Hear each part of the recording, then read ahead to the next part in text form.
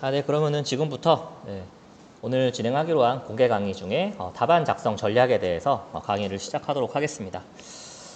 네, 지금 들어와 주신 분들 다시 한번 인사드리면 저는 119회 정보관리기술사 안수현입니다. 네, 잘 부탁드립니다. 네, 먼저 저희 시험에 대해서 일단은 본질을 좀 잘 알고 계신지가 좀 궁금해요. 네, 그래서 이 정보관리기술사 그리고 컴퓨터 시스템 응용기술사 두 가지 기술사가 있잖아요. 저희 그 기술사들 시험이 일단은 1차는 필기시험이죠. 1차는 필기시험이고 2차는 면접시험입니다.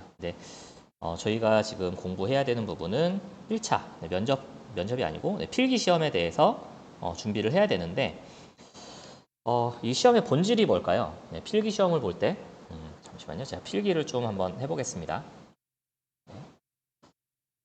자, 1차 시험은 필기죠. 1차는 필기, 2차는 면접이에요. 이런 것들을 다 떠나서 우리 기술사 시험의 본질이 무엇이냐 라고 좀 다시 한번 생각을 해보시면 이 기술사 시험의 본질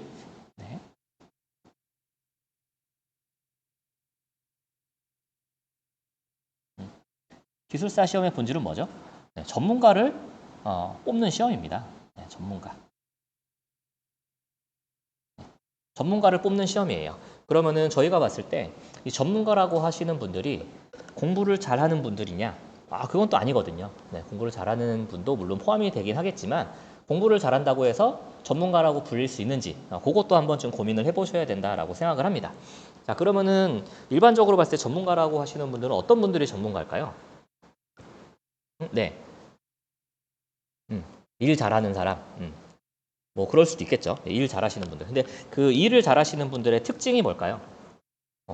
일단은 본인의 업무에 대해서 정확하게 잘 알고 있고 그거를 다른 사람한테도 설명을 잘 해줄 수 있는 거. 그리고 어떤 일들이 생겼을 때 그거를 설득을 잘 할 수 있게끔 논리 있게 말씀을 해주시는 분들. 그런 분들이 전문가라고 할 수 있겠죠. 네. 좀 크게 봤을 때. 그렇죠? 업무에 대한 지식이 풍부하신 분들도 물론 전문가이긴 하지만 저희가 생각했을 때 IT 부분에서 이런저런 내용들을 컨설팅을 한다든지 컨설팅이라는 게 결국에는 사람들을 설득하는 거잖아요. 그래서 저희가 이 기술사 시험이라고 하는 거는 전문가를 뽑는 시험이고 전문가를 뽑기 위해서 일단은 1차로 필기 시험을 응시를 해야 돼요. 이 필기 시험에서 우리는 나는 전문가야 라고 하는 거를 이 채점하시는 분들한테 알려드리셔야 돼요. 그걸 어필을 해야 되는데 어떻게 어필을 하느냐? 우리가 알고 있는 지금 공부하고 있는 서브노트 이 서브노트에 있는 내용을 그대로 다 작성을 한다라고 하면은 전문가라고 보일까요? 물론 잘 작성하시는 분들은 그럴 수도 있지만 대부분 서브노트에 있는 내용만으로는 많이 부족해요. 왜 부족하냐? 사실 전문가라고 하는 거 아까 전에도 말씀드렸지만 사람들을 논리적으로 설득을 해야 됩니다. 그래서 답안을 작성하실 때도 논리적인 흐름이 굉장히 중요해요. 네.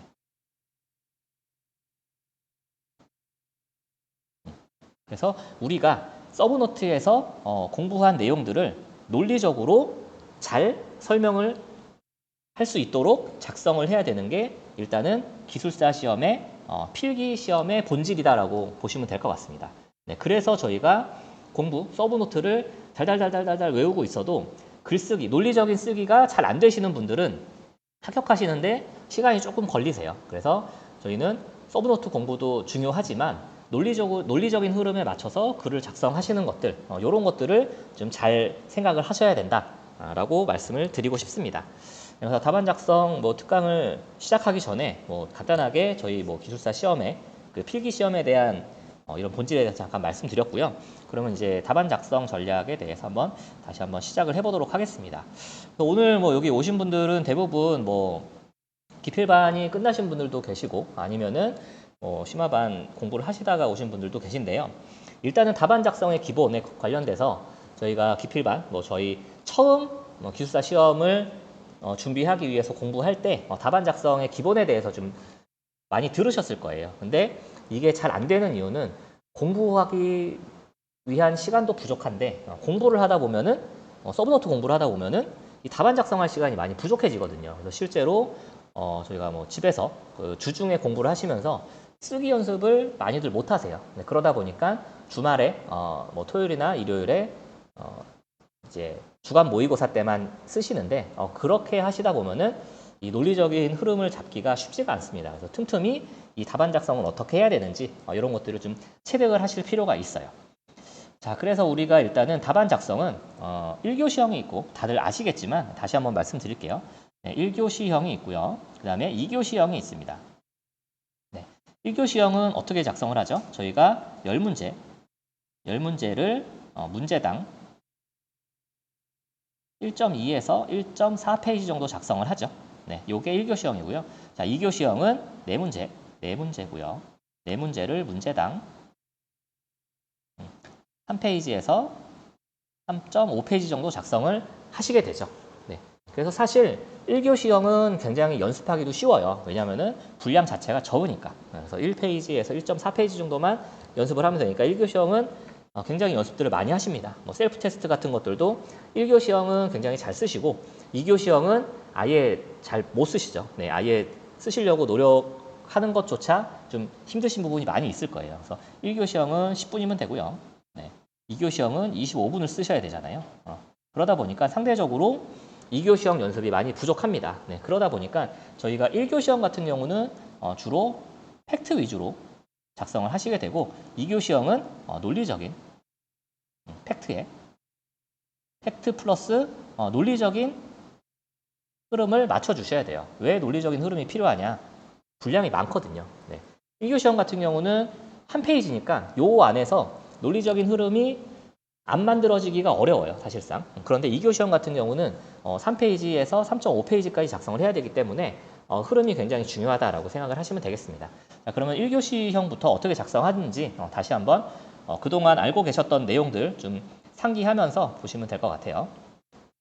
자, 일단은 1교시형입니다. 네, 1교시형은 저희가 크게 서론, 본론, 결론 이렇게 세 가지의 단락으로 구분을 해서 작성을 한다라고 보시면 될 것 같아요.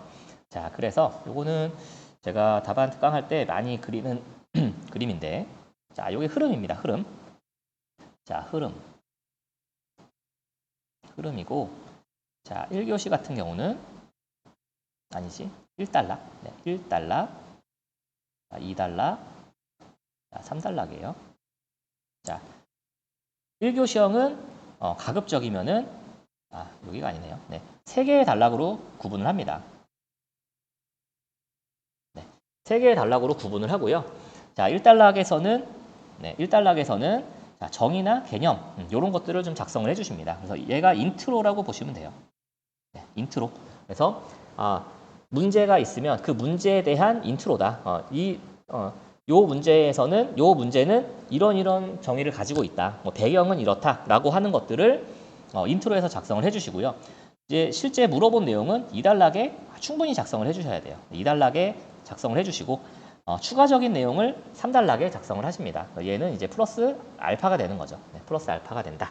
네, 이런 형태로 1교시형을 작성을 하시면 돼요. 그래서 분량은 1단락은 0.3페이지, 2단락은 0.7페이지, 3단락은 0.3페이지 정도 하면은 얘가 총 1.3페이지 정도가 나오죠. 그래서 물어본 내용이 2단락에 들어가는 게 가장 중요하다라고 보시면 될 것 같습니다. 자, 그러면 2교시형으로 넘어가서 자, 2교시형은 아까 전에 그 흐름을 보시면은 동일해요. 네. 네, 여기 흐름이에요. 자, 2교시형은 통상적으로 4개의 단락으로 작성을 합니다. 네, 4개의 단락으로 작성을 하고요. 네, 1단락, 2단락, 3단락, 4단락 이렇게 4개의 단락으로 작성을 하죠. 네. 그러면은 1단락에서는 마찬가지로 인트로예요.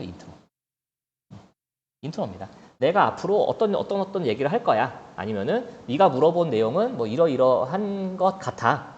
아니면 네가 물어본 거에 대한 배경은 뭐 이러이러해 라고 하는 인트로를 작성해 주시고 그다음에 2단락하고 3단락에는 물어본 것에 대한 내용을 충실하게 작성을 해주시면 돼요. 그래서 2교시형 같은 경우는 기승전결이다 라고 보시면 됩니다. 1교시형은 뭐였죠?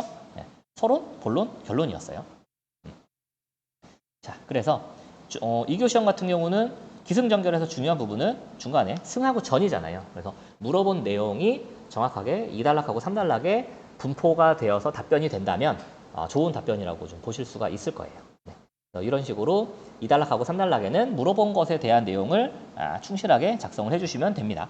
그리고 마지막 단락, 4단락에서는 이제 기술사로서의 재연이나 아니면은 내가 작성한 거 말고 나는 이거보다 조금 더 딥하게 알고 있어 라고 하는 추가적인 기술에 대해서 작성을 해주시는 게 좋아요.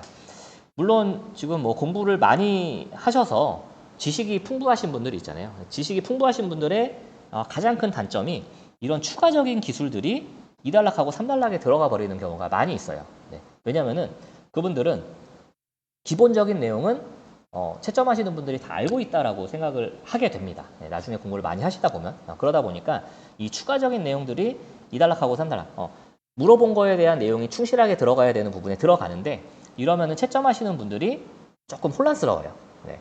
뭐 물론 이 추가적인 기술에 대해서 채점관이 잘 알고 있을 수도 있지만 모를 수 있는 확률이 더 큽니다. 저희는 이 답안 작성을 누구를 보여주려고 하는 거죠? 네, 채점관을 보여주려고 답안 작성을 하는 거예요. 근데 채점관이 잘 알고 있는 내용으로 답변이 논리적으로 작성이 되면 좋겠죠. 근데 잘 모르는 내용이 나오면 애매합니다. 채점하기가. 네, 이거 점수를 잘 주기도 애매하고 못 주기도 애매하고. 그리고 이게 맞는 내용인지 틀리는지. 저희 답안 작성할 때 거짓말 많이 하시잖아요. 네, 막 지어서 쓰시는데 그럴 수도 있으니까 2단락하고 3단락에는 가급적이면은 물어본 내용에 대한 내용, 기본적인 내용으로 좀 잘 채워주시고 추가적인 내용은 마지막 단락, 4단락을 이용해서 여기도 플러스 알파를 노리시는 것이 맞습니다. 그리고 2교 시험 같은 경우는 분량이 많아요. 분량이 많다 보니까 논리적으로 단락별로, 단락별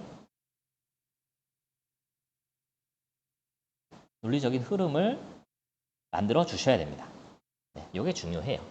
그래서 이 단락별 논리적 흐름은 간글 같은 것들을 이용을 해서 단락별로 연결을 해주시는 게 가장 좋습니다. 분량은 1단락하고 4단락은 0.5페이지, 그 다음에 2단락하고 3단락은 각각 1페이지 정도 작성을 해주시면 요거 합치면은 3페이지가 되죠. 네. 요거는 최소예요. 최소 3페이지 정도 작성을 해주셔야 됩니다. 네. 요게 1교시하고 2교시형의 그 답안 작성 기본적인 내용이죠. 네. 물론 다 알고 계실 거라고 생각을 합니다. 자, 그러면 저희가 문제를 받았을 때 답안 작성을 할 때 어떻게 좀 생각을 해야 되느냐. 네, 굉장히 공통적인 내용이에요. 먼저 물어본 내용이 무엇인지를 정확하게 파악하셔야 됩니다. 1교 시험 같은 경우는 착각할 일이 거의 없어요. 문제 자체가 키워드를 던져주는 문제들로 이루어져 있죠. 네. 근데 2교 시험 같은 경우는 지문이 굉장히 긴 경우가 있어요. 네, 지문이 굉장히 긴데 여기에 무엇인지를 설명하고 이런 내용이 들어가 버리고 여기에 뭐 가, 나 이런 식으로 나오는 문제도 간혹 있습니다. 그러면은 대부분 시간이 없으니까 윗부분을 안 읽고 이것만 작성을 하시는 분들이 종종 계세요. 그러다 보면은 위에서 물어본 내용이 빠져버리는 경우가 있습니다. 그래서 어떤 것을 물어봤는지 이런 것들을 잘 파악하시고 목차를 잘 잡아주셔야 돼요. 네, 목차를 잘 잡고 정확하게 목차를 잡고 물어본 내용에 대한 정답을 작성을 해주셔야 됩니다. 네. 자, 그 다음 특징, 절차 이런 거에 너무 집착하시면 안 돼요. 네. 그래서 뭐 이제 기필반 끝나신 분들, 저희 답안 작성할 때 1단락은 어떻게 썼죠? 정의 및 특징. 네네. 네. 정의 및 특징 해서 가는 정의를 쓰고 나는 특징을 쓰잖아요. 그런데 과연 이 특징이 정말 특징일까를 좀 고민하셔야 됩니다. 네. 제가 봤을 땐 특징인데 채점하시는 분들이 봤을 때 이게 왜 특징이야 당연한 거지라고 생각할 수가 있어요. 그래서 저희가 특징을 1교 시험 같은 경우는 한 2줄 정도 작성을 하잖아요. 근데 이 특징 2줄을 작성하기 위해서 엄청 고민을 하시면서 시간을 허비하시는 분들이 많이 있습니다. 네. 이럴 경우에는 생각이 안 나면은 특징은 과감하게 생략하셔도 돼요. 네.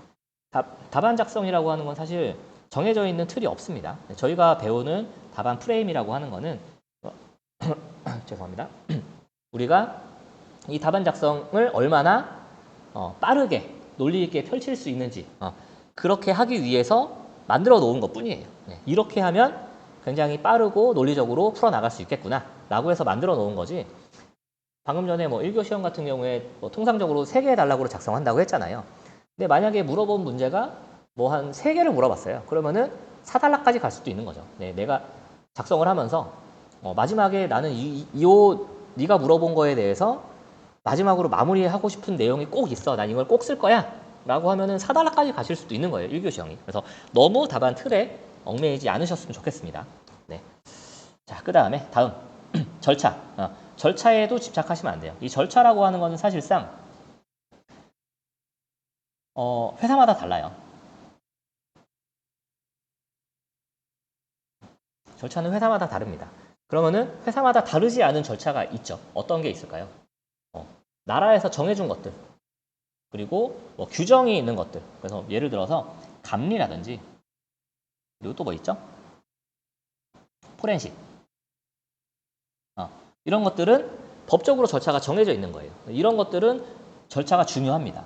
이런 애들은 절차가 중요하고, 아닌 것들은 절차는 언제든 커스터마이징해서 사용할 수가 있어요. 네, 그러다 보니까 절차를 작성하면 이게 정답일 수도 있고 아닐 수도 있는 거예요. 채점하시는 분들 입장에서는 점수를 줄 수도 있고 아닐 수도 있는 거죠. 그래서 요 절차 같은 것들은 모르는 문제 방어할 때 절차를 좀 써주시는 게 어느 정도 방어가 될 수 있다라고 생각하시면 될 것 같습니다. 자, 다음. 자, 그림. 네, 그림이에요, 그림. 그림도 중요해요. 네, 그림은 이해하기 쉬워야 돼요. 네, 이해하기 쉽게 그리셔야 되고요. 너무 복잡한 그림은 어려워요. 막 그림을 그리셨는데, 아래쪽에. 자, 그림을 그리셨는데, 너무 그림이 복잡해서 글씨들이 막 엄청 작아지면은 안 읽힙니다. 안 읽히고 대체 이게 뭐 하는 그림인지를 모를 경우가 많아요. 채점하시는 분들 입장에서. 네, 그런 경우는 조금 가급적 피해 주셔야 되고요. 이해하기 쉽게. 저희가 서브노트 공부할 때 보시면은 서브노트 처음 봤을 때 쭉 읽다 보면 얘가 대체 뭐 하는 애야? 잘 모르실 때 있잖아요. 그죠? 네. 이 모르실 때는 그림을 보고 얘가 이런 애구나 라고 이해하시는 경우가 있잖아요. 네, 그런 느낌으로 그림을 그려주셔야 돼요. 내가 그림 하나로 설명을 어느 정도 할 수 있게 할 수 있다라는 그런 자신감을 좀 보여주시면 됩니다. 그래서 허전하지 않고 너무 상세하진 않지만 그래도 너무 허전하지 않고 그래도 그림만 봤을 때 이해가 될 수 있도록 상세하게 작성을 해주시면 됩니다. 그 다음에 큰 목차. 네, 큰 목차는 문제에 주어진 대로 쓴다. 자, 이 큰 목차라고 하는 거는 저희 그 답안 작성할 때 요거죠. 1, 2, 3. 요거 말씀드리는 거예요. 네. 요거는 문제에서 주어진 대로 쓰는 게 채점하시는 분 입장에서는 굉장히 편합니다. 내가 물어본 게 여기서 설명이 되고 있구나. 이런 것들이 한눈에 딱 보이잖아요. 채점하실 때 사실 채점하시는 분들이 시간이 그렇게 넉넉하지가 않습니다. 그래서 빨리빨리 내가 물어본 거에 대해서 얼마나 답변을 잘 했는지를 찾아가야 되는데 목차는 막 이상하게 써놓고 그 단락 안에 해당하는 답변이 있으면 채점하는 분들이 놓칠 수가 있어요. 네, 그래서 이런 부분들을 조금 유의해서 목차를 작성하셔야 됩니다. 자, 그리고 그림의 흐름은 이제 왼쪽에서 오른쪽으로, 위에서 아래로. 네, 이건 통상적인 이야기고요. 그다음에 기술 요소를 충분히 작성을 해주셔야 돼요. 저희는 기술사잖아요. 그래서 뭐 구성 요소를 써야 됩니까? 기술 요소를 써야 됩니까? 라고 물어보시는데 기술 요소가 충분치 않으면은 구성 요소를 좀 작성하시고 아니라면 기술적인 부분에 대해서 좀 충분히 설명을 해주시면 좋아요. 네. 자, 그런데 이 기술적인 요소라고 해서 예를 들어서 뭐 다음에 자, 예를 들어서 어떤 문제가 나왔어요. 어떤 문제가 나왔는데 요 안에서 뭐 인공지능 기술을 쓴다. 네, 인공지능 기술을 쓰는데 뭐 딥러닝을 쓴다라고 했을 때 저희가 기술 요소에 딥러닝 이렇게 쓰고 요 옆에 설명 있잖아요. 요 설명 부분을 뭐라고 해야 되지? 뭐 그냥 일반적인 딥러닝에 대한 설명을 쓰시면 요거는 아쉬운 거예요. 네. 이 딥러닝이 물어본 문제에서 어떻게 활용이 되는지를 요 옆에 써주셔야 됩니다. 네. 어떤 부분에서 어떤 작용을 하는 이런 기술이다라는 식으로 써주시는 게 맞습니다. 네, 그래서 기술 요소를 좀 충분히 써주셔야 되고요. 그다음에 표는 3단표를 적극적으로 활용하셔야 돼요. 그래서 이제 기필반 끝나신 분들 몇 분 계신데 요분들은 2단표를 아마 좀 많이 쓰세요. 아직도. 네, 2단표가 쉬워요. 네, 2단표가 쉽죠. 여기에 뭐 기술 쓰고 설명 쓰고 요게 쉽지만 3단표를 나중에는 무조건 쓰시게 됩니다. 그래서 지금 3단표가 잘 안 되시는 분들은 미리미리 연습을 하셔야 돼요. 네, 3단표 연습하시는 게 쉽지가 않아요. 3단표라고 하는 거는 여기에 기술 요소, 이 기술 요소들을 그룹핑할 수 있는 3단표로 작성을 하셔야 됩니다. 그래서 최종적인 3단표는 이런 형태가 되겠죠. 네, 이런 식으로 그룹핑할 수 있는 3단표를 적극적으로 활용해 주셔야 시간도 절약이 돼요. 3단표 쓰는 게. 그다음에 구성도 좋고 가독성 측면에서 압도적입니다. 네, 정말 압도적이에요. 자, 그 다음에 단순 나열식 답안이 되지 않고 논리적인 흐름이 있는 답안을 작성하시는 게 굉장히 중요합니다. 논리적인 흐름이 굉장히 중요해요. 자, 그럼 기본 룰로 넘어가겠습니다. 네. 자, 먼저 기본 룰. 네, 첫 번째 기본 룰입니다. 자, 정의는 분명한 목적하고 키워드 그리고 정확한 종결어를 사용을 하셔야 돼요. 네. 이 정확한 종결어라고 하는 거는 명사형으로 끝난다. 명사형으로 끝나야 되고요. 이 정의가 내가 작성한 정의가 정확하게 뭐 기술인지 뭐 표준인지 이런 형태로 끝나야 돼요. 어떤 거를 하는 기술, 뭐 어떤 것을 하는 방법, 어떤 뭐 국제 표준 이런 식으로 종결어가 명확하게 끝나야 된다라고 보시면 됩니다. 또 정의를 쓰는 이유를 아까 전에 시작하기 전에 간단하게 좀 말씀을 드렸었는데 아까 전에 말씀드린 내용도 다시 한번 말씀을 드리면 이 정의라고 하는 거는 저희가 먼저 목적, 네, 아까 말씀드렸던 대로 목적이 좀 들어가야 돼요. 목적이 들어가고 그러니까 정의를 잘 꾸미실 수 있는, 잘 작성하실 수 있는 분들은 크게 문제가 안 되는데 이제 공부하신 지 얼마 안 되는 분들은 정의 작성이 정말 어렵습니다. 네, 그럴 때는 내가 공부했던 키워드들을 가지고 이용을 하면 돼요. 그래서 어떤 것을 하기 위해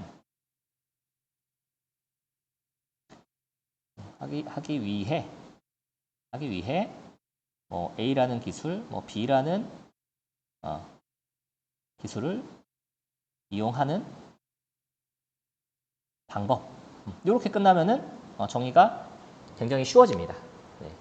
그래서 이거는 참고로 알고 가시면 좋을 것 같고요. 자, 최신 토픽이 나오는 경우가 있어요. 네, 최신 토픽은 이게 왜 부각되고 있는지, 이게 왜 필요한지 이런 내용을 인트로에 작성해 주시면 됩니다. 네. 자, 올드 토픽, 네, 오래된 토픽이 나오면 얘가 왜 지금 나왔을까? 요거를 좀 설명해 주시면 좋아요. 사실 올드 토픽이 나오는 이유는 뭘까요? 네, 올드 토픽이 나오는 이유는 올드 토픽이 버전업이 돼서 올드 토픽이 나올 수가 있고요. 그 다음에 두 번째로는 이유가 없습니다. 네, 이유가 없어요. 그냥 출제가 되는 경우가 있어요. 네. 그럼에도 불구하고 요 이유를 만들어 주시는 거예요. 이게 요즘에 뭐 어떤 것 때문에 이런 거를 좀 종종 부각이 되고 있다. 뭐 이런 식으로 인트로에 좀 작성을 해주시는 게 좋습니다. 자, 그 다음에 3번. 자, 개념 질문은 개념도 하고 설명 아니면 정의, 특징 뭐 이런 걸로 작성하시면 되고요. 자, 질문은 뭐 관점을 구분해서 작성한다. 요거는 넘어갈게요. 네. 자, 그 다음에 두 번째 룰이에요. 자, 단락 구성에 더 많은 답안을 작성해야 됩니다. 그래서 구성도 플러스 구성 요소, 절차도 플러스 절차 이런 것들은 차별화가 안 됩니다. 요거는 어떤 내용이냐면요. 자, 가에는 절차도라고 해서 어떤 기술의 절차도, 그다음에 나에는 절차 설명 이렇게 작성하시면 사실 요 절차도에 있는 이 그림만 봐도 충분히 설명이 되는데 이거를 또 굳이 여기 내려와서 설명을 하시는 경우가 생겨요. 어쩔 수 없이 생깁니다. 근데 이런 것들은 차별화가 안 돼요. 네. 절차도를 설명했으면 절차 설명이 아니고요. 절차별 기술 요소를 작성하시는 게 훨씬 좋습니다. 자, 그 다음에 구성도의 뭐 특징 원리, 뭐 구성 요소, 구성도 플러스 구성 요소 유형 뭐 이런 내용들 보시면 되겠고, 자, 마지막 단락으로 넘어갈게요. 자, 마지막 단락. 네, 이 마지막 단락의 구성을 의미 있게 작성하셔야 됩니다. 일반적인 고려사항 이런 것들은 고려사항 같은 거는 정말 쓰다 보면 너무 일반적인 내용들이 많이 나와요. 그래서 정말로 물어본 내용에 맞는 고려사항이나 이런 것들을 작성하시는 거는 괜찮습니다. 네. 고려사항이 금지가 아니에요. 자, 일반적인 고려사항 같은 것들은 엔간하면은 좀 안 써주시는 게 좋겠다라는 생각입니다. 그래서 뭐 기술 간 비교, 뭐 실무 적용안, 뭐 내가 생각하고 있는 것들, 아니면 표준 동향이라든지 이런 것들 하시고, 자, 문제에서 답안을 쓰실 때 어떤 문제가 있어 라고 답안을 쓰시면은 무조건 극복 방안을 써주셔야 된다. 이런 내용들 보시면 되겠고요. 자, 넘어가서 그러면은 저희가 1교시 1단락 프레임이 어떤 게 있는지를 좀 보겠습니다. 자, 기본적으로 저희는 예전에 정의하고 특징을 많이 쓰셨죠. 그래서 요게 큰 단락이죠. 큰 단락에는 리드문 쓰고 여기다가 어떤 거에 개요 한 다음에 가에서는 정의, 나에서는 특징 뭐 이런 거 쓰셨죠. 등장 배경, 뭐 필요성, 목적 이런 거 작성하셨었는데 이게 기본 프레임이에요. 기본 프레임. 네, 굉장히 기본적인 프레임이에요. 그 다음에 이 단락에서는 뭐 구성도 및 구성 요소 이렇게 좀 많이 연습들을 하셨죠. 이게 기본적인 프레임이고요. 이것들을 좀 바꿔 나가셔야 됩니다. 그래서 위에서는 요 나단락 1단락의 나단락을 1-나단락이라고 할게요. 1-나단락을 이렇게 표 형태로 좀 많이들 그리시죠. 자, 그런데 표 그릴 시간 없으면은 그냥 이렇게 대시 주고 그리시면 됩니다. 대시 주고 작성하시면 되고요. 대신에 이 앞부분에는 키워드가 들어가야 돼요. 네. 자, 특징 같은 경우도 뭐 AAA의 특징 이러고 여기에 주절 이렇게 쓰시는 것보다 이 주절을 하나의 키워드로 뽑아내셔야 돼요. 네, 그래서 키워드 뽑아내고 옆에 설명 쓰시고 이런 형태로 가셔야 됩니다. 마찬가지로 위에서도 요 칸에는 뭐가 들어가죠? 키워드가 들어가죠. 네, 키워드가 들어갈 수 있게끔 작성을 해주셔야 됩니다. 자, 다음에는 바로 특징을 두 줄로 안 쓰고 한 줄로 쓰시는 경우도 있어요. 네, 이런 경우들도 좀 고려하시면 됩니다. 사실 1교 시험 같은 경우는 1단락이 얼마나 다양하냐 1단락을 얼마나 다양하게 작성할 수 있느냐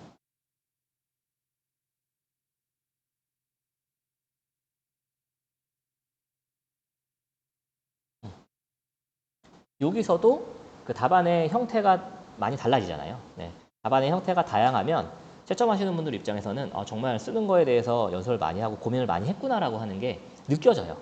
네, 그렇기 때문에 1단락을 좀 다양하게 좀 변형을 시켜주시는 게 좋습니다. 자, 그래서 여기서는 개요하고 두 줄 그냥 정의 들어가고요. 아래 이렇게 괄호하고 특징하고 요 특징의 키워드들만 나열하는 이런 방법도 있어요. 자, 그리고 아예 그냥 가나를 빼버리고 정의하고 특징 이렇게 들어가는 경우가 있죠. 이런 경우는 어떤 때 쓸까요? 위에 요거는 1단락하고 3줄 들어갔죠. 그리고 여기서는 1단락하고 4줄 들어갔어요. 요거는 아까 전에 봤을 때 가, 정의, 나 특징하고 쓴 거하고 뭐가 다르죠? 네, 라인 수가 달라요. 라인 수가. 이런 것들은 어느 경우에 쓰느냐? 저희가 답안지가 있으면 이 정도에서 시작할 때 이 정도에서 시작할 때는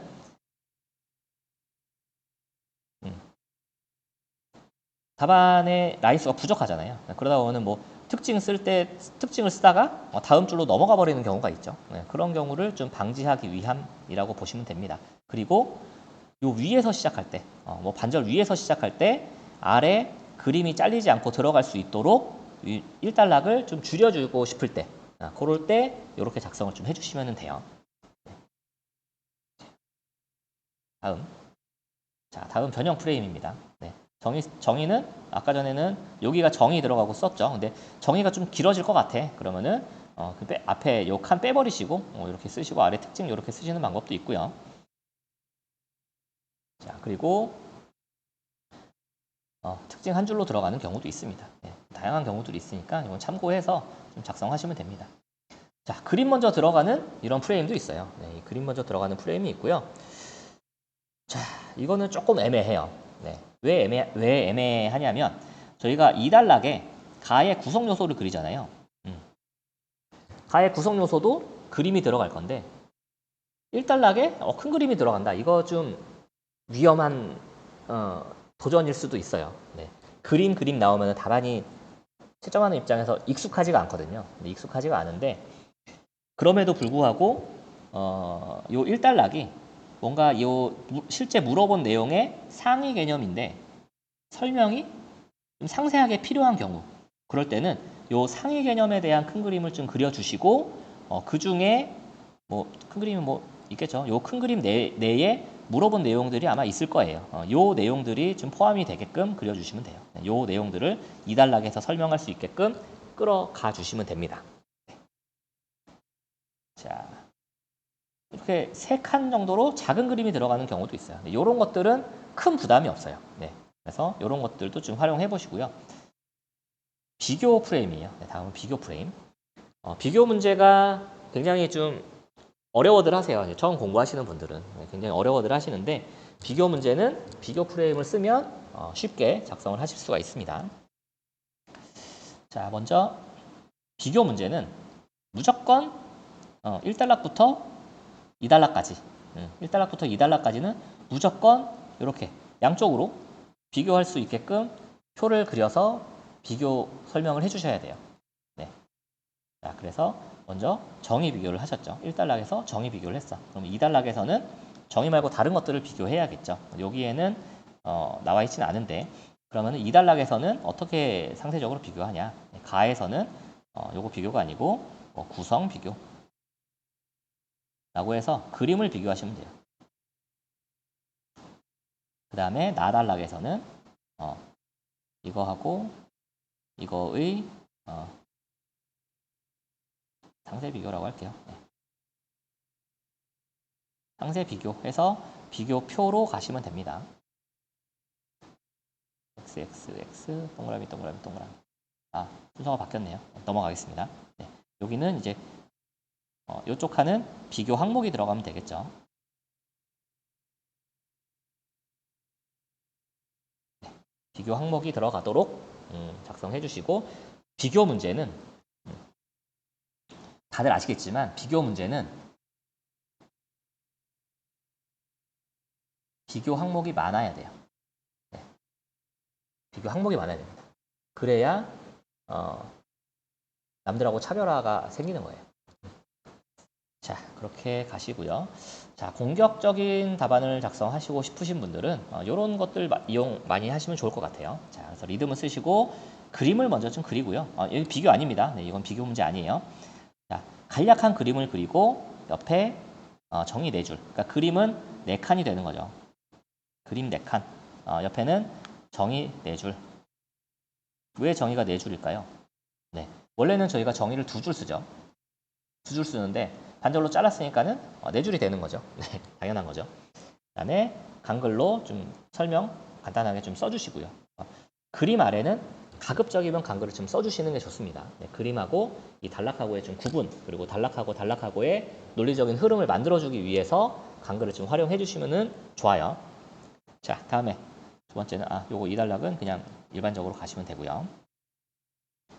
자, 그리고 요거는 이제 대부분의 합격권인 분들은 그냥 답안을 이렇게 작성하세요. 아까 전에 저희가 1교 시험은 어떻게 작성한다고 했죠?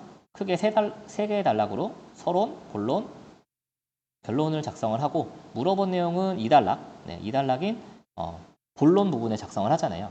그럼 물어본 부분에 대한 내용이 많이 작성이 된 답안이 좋은 답안일까요? 아니면은 서론, 본론, 결론이 각각 일정한 분량으로 1대1대1 분량으로 나가는 게 좋을까요? 네, 당연히 물어본 내용에 대한 답이 많은 게 좋겠죠. 네, 물어본 내용에 대한 답이 많다는 것은 그만큼 많이 알고 있다는 거잖아요. 네, 그래서 2단락, 본단락을 아까 전에 제가 어떻게 말씀드렸죠? 0.3페이지 정도, 그리고 0.7페이지 정도, 그리고 마지막 3단락 0.3페이지 정도라고 말씀드렸잖아요. 네, 이 부분을 늘리는 거예요. 아예 한 페이지까지. 네, 그러기 위해서는 이쪽이 줄어드는 거죠. 네, 그래서 급적으로 줄여버린 겁니다. 1단락. 네, 정의만 딱 쓰고 바로 2단락에 그림하고 표 들어가게끔 만들어 놓은 프레임이에요. 네, 요것들 요거는 뭐 나중에 정말 많이 쓰시는 그런 프레임이라고 보시면 될 것 같습니다. 자, 2단락하고 3단락 프레임은 뭐 별게 없어요. 네, 대부분 다 비슷합니다. 그래서 가에서는 그림 그리시고요. 나에서는 표로 설명하시면 돼요. 근데 대신 요 그림은 최소 5칸은 확보해 주셔야 됩니다. 네. 4칸 정도 되면은 그림이 좁아 보여요. 그러니까 그림이 좁아 보인다라고 하는 거는 잘 몰라 보입니다. 그러니까 사람들이 답안을 작성할 때 글씨도 좀 저희가 좀 큼직큼직하게 써야 되잖아요. 근데 모르는 문제가 나오면은 글씨가 좀 작아져요. 자신이 없다 보니까. 그리고 그림도 작아지고.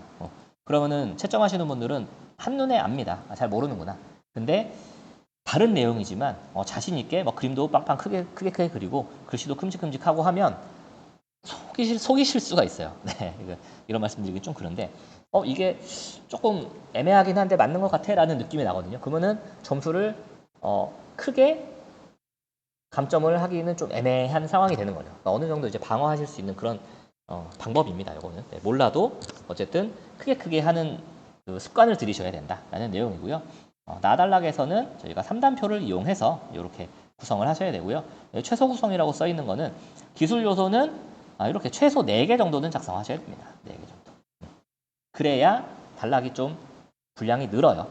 그리고 마지막 단락에는 뭐 추가적인 뭐 지식을 간단하게 기술을 해주신다든지 아니면은 뭐 그림을 그리신다든지 그렇게 표현을 해주시면 됩니다. 너무 3단락에 많은 투자를 하시지는 말고요. 내가 공부한 지 얼마 안 돼서 3단락 쓰기가 좀 시간이 부족합니다 라고 하시는 분들은 억지로 3단락을 쓰실 필요는 없어요. 왜냐면은 억지로 3단락을 쓰기 위해서 일단은 시간이 부족하잖아요. 시간이 부족한데 3단락을 써야 될 시간을 확보를 하려면 2단락의 분량이 줄어드는 경우가 생깁니다. 그럼 이게 좋은 답안이 될까요? 물어본 내용에 대한 답이 그만큼 줄어드는데 절대 좋은 답안이 안 돼요.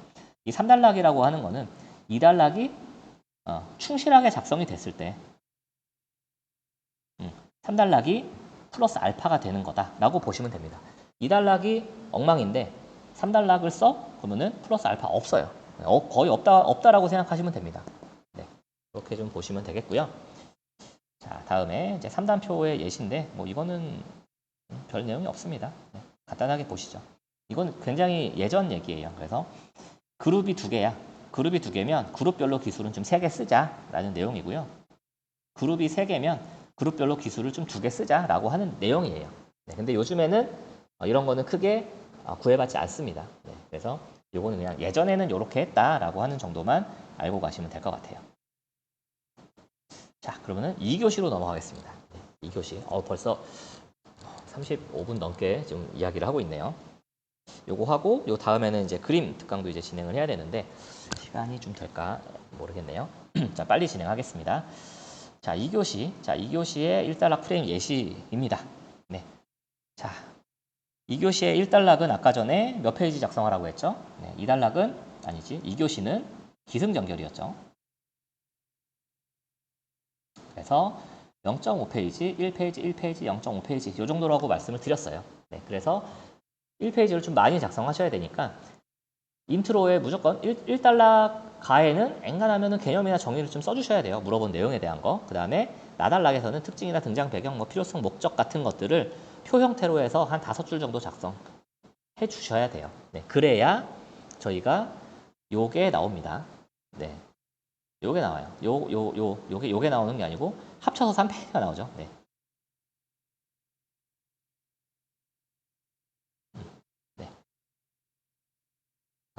간혹 가다가 이제 공부 많이 하신 분들은 2교시형도 딱 정의까지만 쓰고 바로 2단락으로 넘어가시는 분들이 있어요. 그렇게 되면 어떻게 될까요? 요 5줄이 빠지면은 사실 2단락하고 3단락을 각각 한 페이지씩 쓰는 것도 조금 그렇게 쉽지는 않습니다. 조금 어려워요. 그러다 보니까 마지막에 4단락 쓸 시간도 없고 그러다 보면은 2.5페이지밖에 안 나옵니다. 아마 지금 공부 조금 오래 하신 분들 중에 2교시형이 3페이지가 안 되시는 분들은 1교시가 0.5페이지가 나오는지를 한번 좀 보셔야 돼요. 그리고 마지막 단락을 작성을 잘 하고 있는지 이런 것들을 좀 고민하셔야 됩니다. 이 부분이 빠지면 물론 요 나달락 특징이나 뭐 등장 배경이나 이런 거를 쓰기가 바로바로 생각이 안 나서 시간이 좀 오래 걸리실 수가 있는데 이런 부분에서 분량이 빠져버리면 페이지 채우기가 좀 어렵습니다. 그래서 이런 것들은 좀 잘 챙겨주시면 될 것 같아요. 그래서 그림으로 이렇게 좀 그려주시는 분들도 있어요. 근데 이것도 좀 애매한 게 요 다음에 바로 2단락이 들어갈 거잖아요. 바로 2단락에 가도 그림이 들어갈 거예요. 그럼 그림이어서 애매합니다. 근데 이런 경우에는 좀 1단락에 내가 인트로이지만 그림이 좀 들어갔으면 좋겠어 라고 하시는 분들은 이렇게 쓰셔도 되고요. 요즘에는 이것보다는 아예 가의 그림을 그리시는 분들이 많죠. 차라리 나의 그림이 들어가는 것보다는 가에 이렇게 큰 그림이 들어가는 게 요즘에는 좀 더 요즘 트렌드에 맞다라고 보시면 될 것 같습니다. 바로 나와요. 자, 그림 그리고 뭐 설명 들어가고 요거는 이제 0.5페이지가 안 되죠. 대신 2단락하고 3단락을 조금씩 늘려주셔야 되는 그런 프레임이라고 보시면 되고요. 아니면은 가에서 그림 그리시고요. 나에서 표 작성 좀 해서 분량 맞춰주시면 됩니다. 자, 그리고 그림 먼저 프레임 2죠. 작은 그림 그리시고요. 아래 표 이렇게 가시는 분들도 있어요. 근데 요거는 1단락 분량이 좀 많이 늘어난다라고 보시면 되겠습니다. 자, 2교 시형을 좀 마무리하면은, 자, 2교 시형은 1교 시형보다 다양한 형태의 1단락 작성이 가능해요. 왜냐하면 분량 자체가 많다 보니까. 그리고 2단락하고 3단락은 그림 하나, 표 하나, 이게 무난합니다. 처음에 접근하시는 분들은. 그런데 그림 하나, 표 하나 가다 보면은 너무 좀 정형화되어 있는 패턴이 나올 수밖에 없어요. 그래서 저희가 2교 시형 4문제 작성하는데 4문제 전부 다 그림 하나, 표 하나, 그림 하나, 표 하나, 그림 하나, 표 하나 이렇게 들어가면은 너무 단조로운 경우가 있습니다. 그래서 답안의 다양화, 뭐 차별성을 주기 위해서 좀 상황에 따라서 2단락에서는 뭐 표 2개, 3단락에서는 그림 하나, 표 하나 이런 식으로 간다든지 아니면 반대로 뭐 2단락에서 그림 하나, 표 하나, 3단락에서 그림 하나 뭐 이런 식으로 작성을 하시는 그런 다양성을 좀 가져가시면 좋을 것 같아요.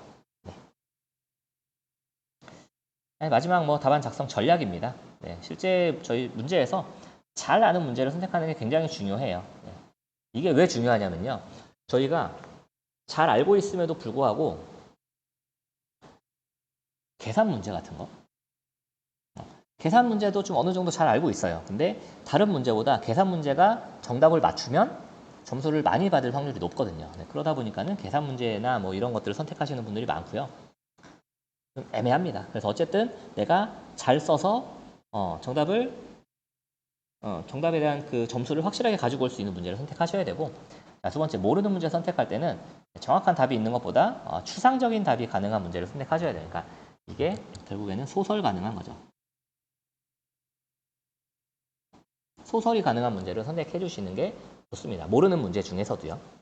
자, 그다음에 목차 제시형 문제에서 가다. 이 목차 제시형 문제라고 하는 거는 2교시형을 말하는 거예요. 어쩌고저쩌고 2교시형 문제 뭐 1번 어쩌고저쩌고 하고 가 이거 쓰고 나 이거 쓰고 다 이거 쓰세요 라고 물어본 문제 있잖아요. 네, 이런 문제. 요게 하나의 문제죠. 요런 것들. 여기서는 가하고 나는 알겠는데 다를 몰라. 그러면은 조금 애매해요. 다른 문제를 선택할 수 있는지 좀 보시고 없으면은 들어가시면 됩니다. 가하고 나를 정확하게 쓰시고 다는 본인이 생각했을 때 이게 맞을 것 같아 라고 하는 내용을 논리적으로 잘 풀어주시면 충분히 합격 점수 나옵니다. 자, 그리고 약자는 풀네임 확인하셔야 돼요. 유사한 문제랑 착각하시면 안 됩니다. 키워드가 생각 안 나면은 작성 순서를 좀 뒤로 보내시고요.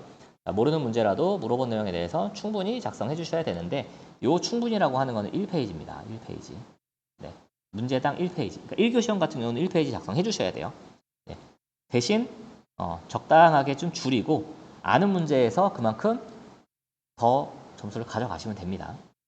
그 다음에 가장 잘 아는 문제를 처음하고 마지막에 배치한다. 요거는 좀 선택이에요. 처음 배치하는 거는 이거는 선택이 아니고 필수입니다. 가장 잘 아는 문제를 처음 배치해야 채점하는 입장에서 봤을 때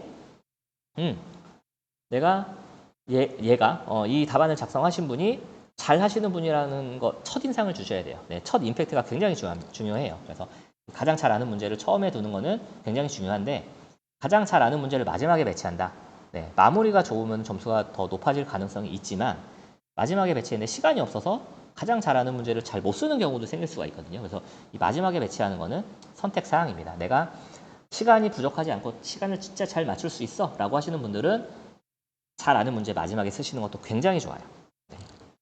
자, 그리고 뭐 실제 실전 시험 갔을 때 문제가 너무 어려우면 다른 분들도 다 어려워요. 네, 그래서 남들보다 조금만 더 잘 쓰면 된다라고 생각하시면 됩니다.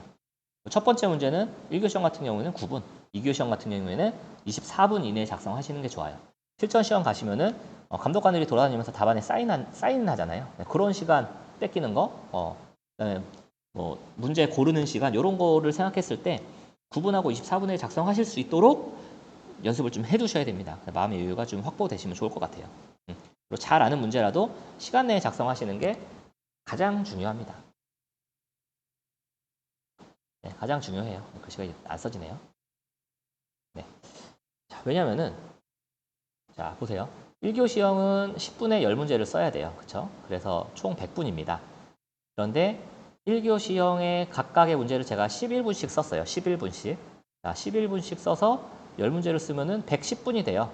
결과적으로는 9개밖에 작성을 못 하게 되는 거예요. 네, 한 문제를 작성을 못 합니다. 각 문제당 1분밖에 초과가 안 됐지만.